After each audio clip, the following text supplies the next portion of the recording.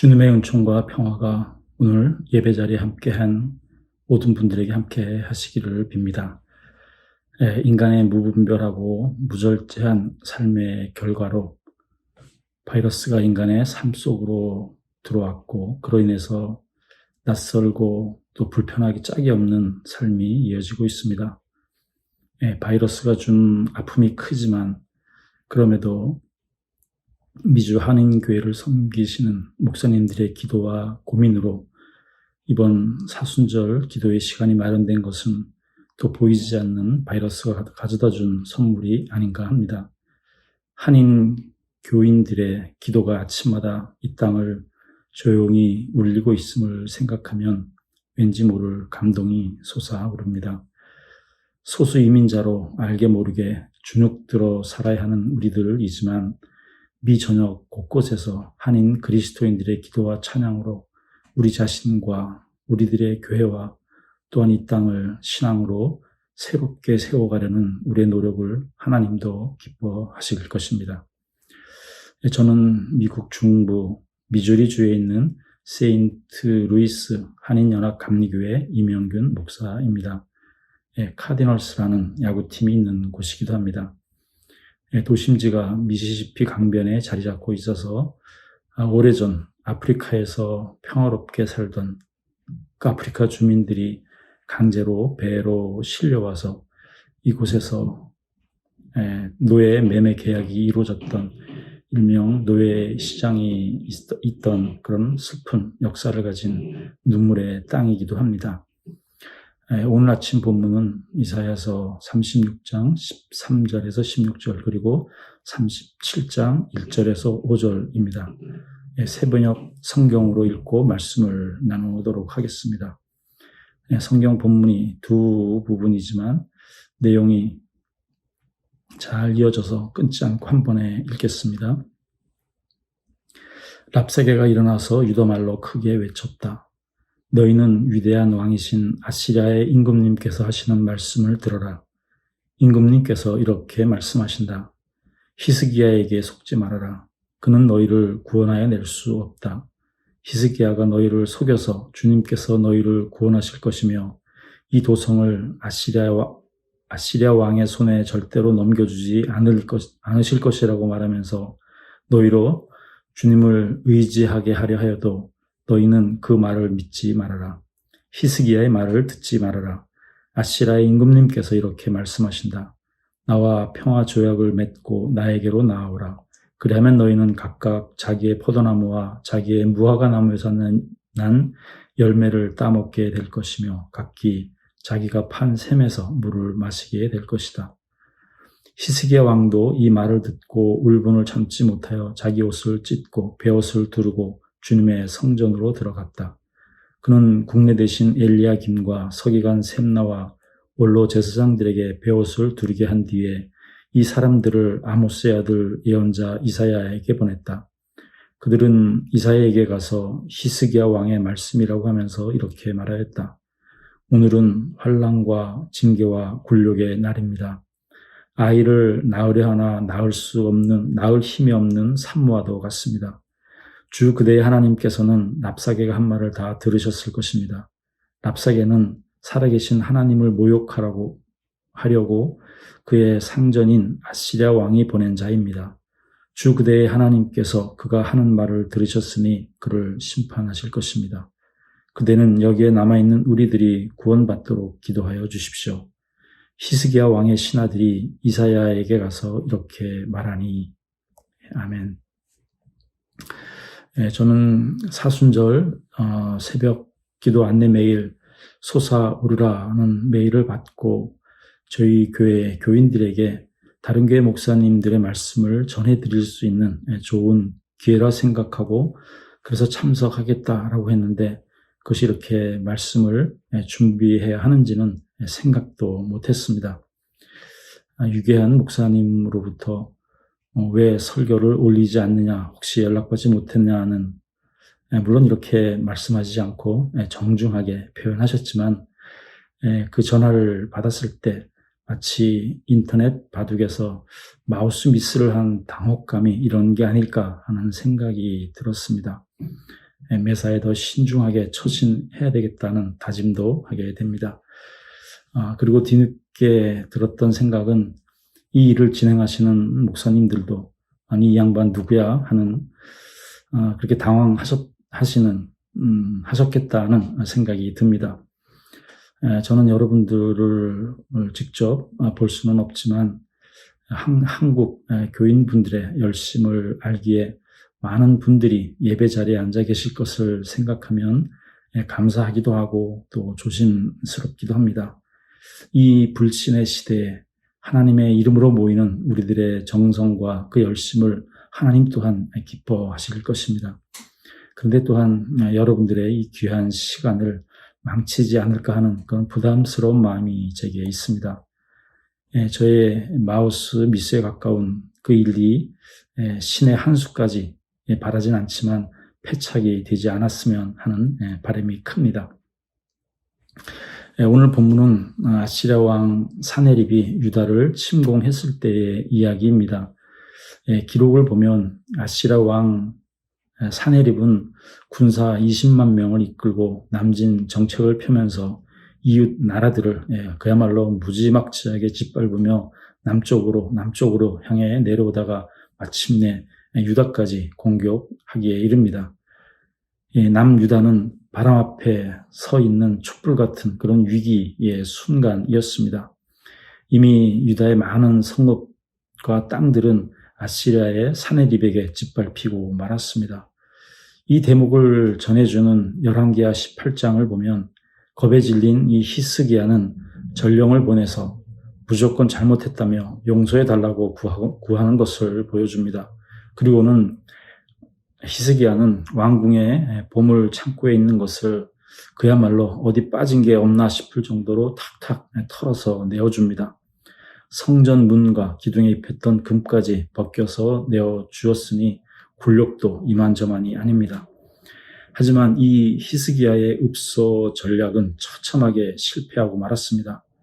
두둑이 받아챙긴 사네립은 언제 무슨 일이 있었냐는 듯 부하 랍사게에게 병력을 내주어 예루살렘을 점령하라고 명령합니다. 사람의 욕망은 그 온갖 금은 보화로도 채울 수 없다는 것을 보여주는지도 모르겠습니다. 사네립으로부터 전권을 이위임받은 랍사게는 예루살렘을 포위하고는 항복하라고 협박하기 시작합니다. 이 랍사게가 유다를 협박하는 내용은 유다로서는 다시 한번 자존심이 땅에 떨어지는 말들입니다. 랍사게의 첫 마디는 이렇습니다.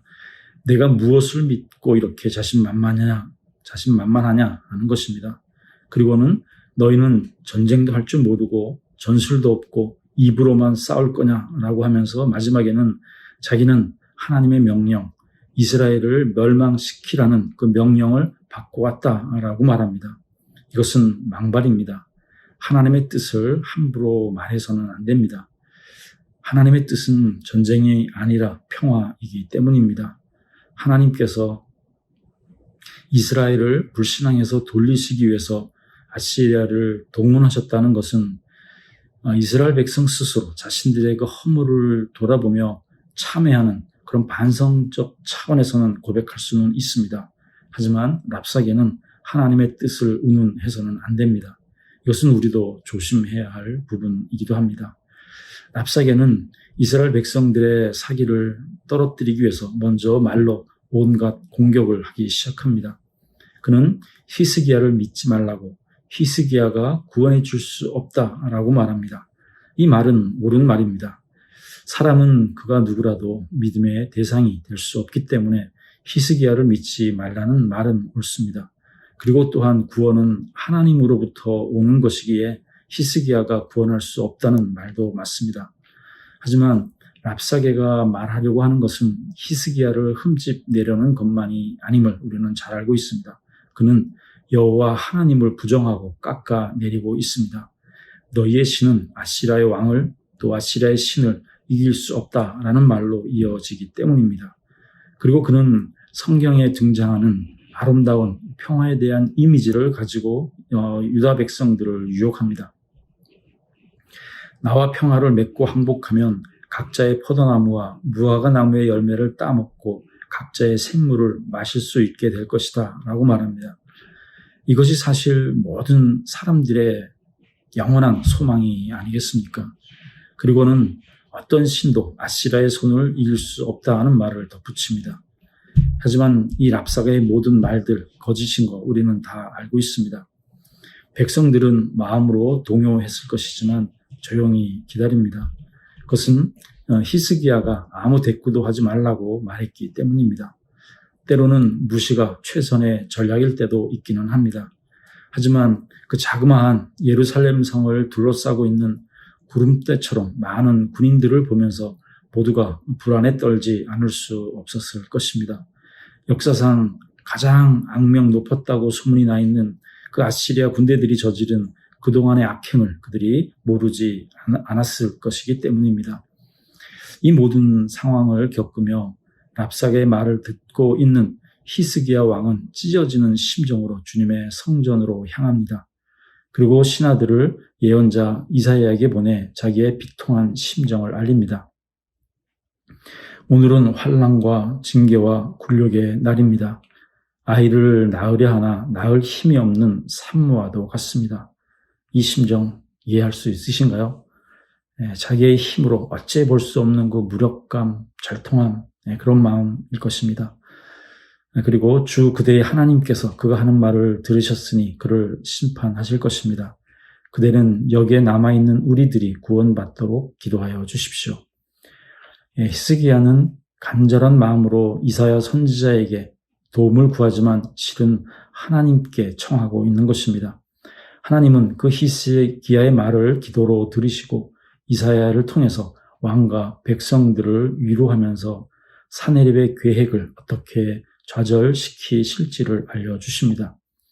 하나님의 영이 사내립의 마음을 흔들어서 자기 나라로 돌아가게 할 것이고 그곳에서 칼에 맞아 죽게 하겠다라는 것이었습니다.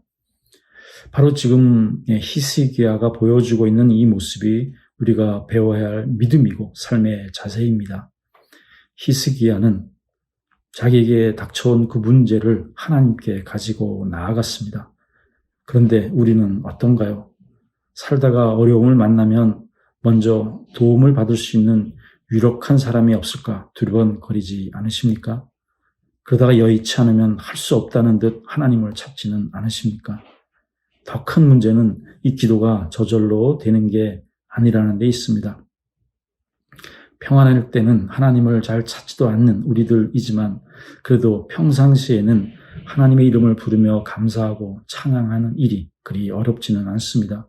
하지만 문제가 터지면 더욱이 그 어려움이 예상보다 길어지기라도 하면 믿음은 흔들리고 기도해서 뭐해 하는데 이르게 되기도 합니다.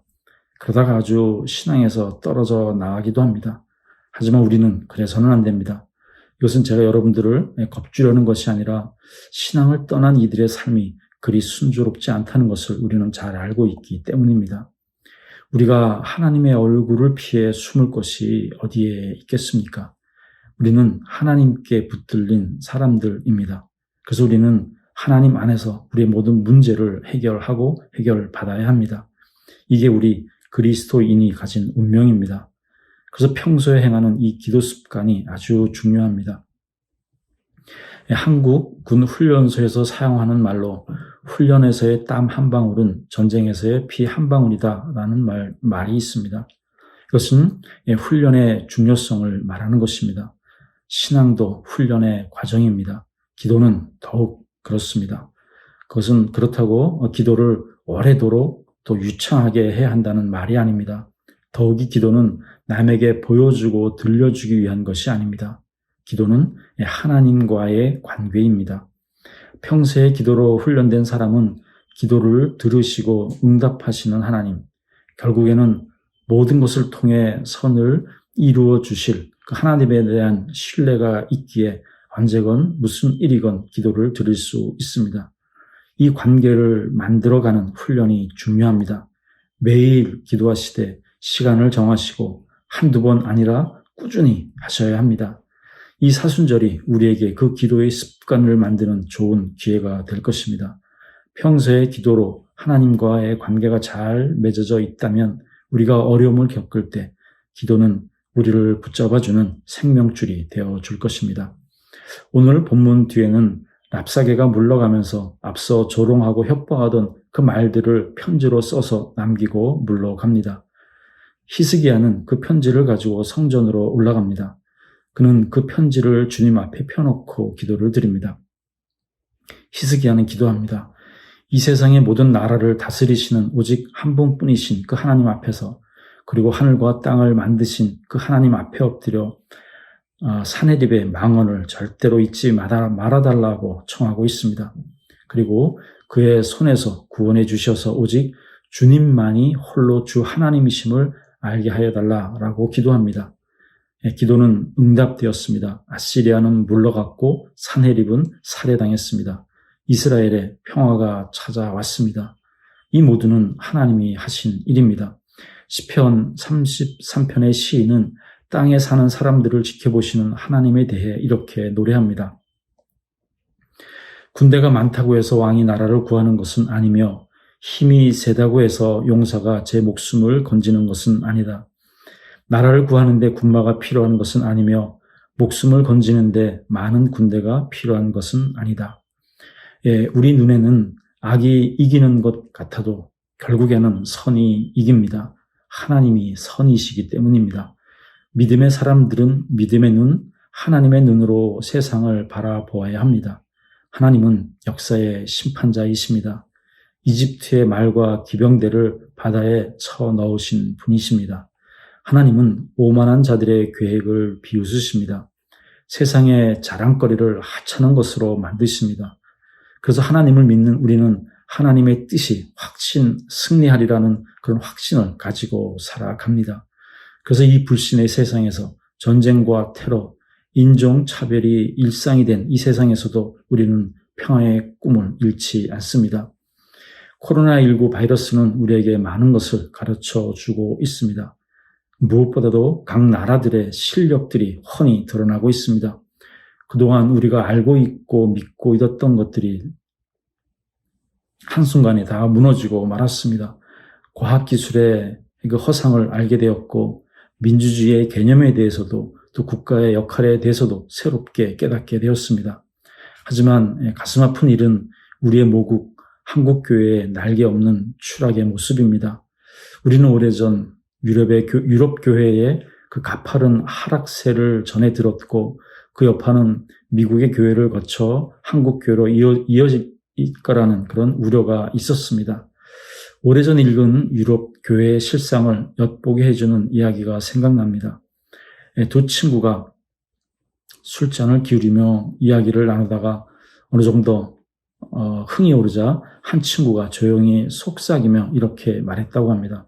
친구, 나를 용서해줘. 실은 나 교회 다니고 있어. 우리와는 거리가 먼 얘기라고 생각했지만 지금 한국 교인들의 처지가 그와 비슷하게 되어가고 있다는 생각에 참 마음이 아픕니다. 이를 보시는 하나님의 마음은 또한 어떠실까요? 코로나19 바이러스로 인해서 한국 정부의 그 숨어있던 실력이 드러나고 세계에서 한국의 위상은 날로 높아져 가고 있는데 한국의 교회는 급속도로 그 빛과 맛을 잃어가고 있습니다. 하나님께서 한국 교회를 보살펴 주시고 붙들어 주시기를 간절히 기도합니다. 그리고 지금 우리의 모습은 어떠한지 잘 모르겠습니다만 지난 금요일 주일 설교를 마무리하느라 끙끙대고 있는데 이번 사순절 새벽 기도회를 진행하고 계시는 그 유목사님과의 통화 중에 이번 팬데믹 기간 동안 한인교회들이 십시일반 헌금을 해서 어려운 교회들과 나누고 또 고통을 그렇게 분담하고 있어서 감사의 마음이 크다는 그 말씀을 전해 듣고 저와 우리 교회는 아무것도 한 일이 없지만 그저 그 말만 듣고도 고맙고 감사했습니다. 한 가족 식구라는 게 그런 거지 하는 그 고마운 마음이 들었습니다. 사람은 어려울 때 그 실력과 실체가 드러나는 법입니다.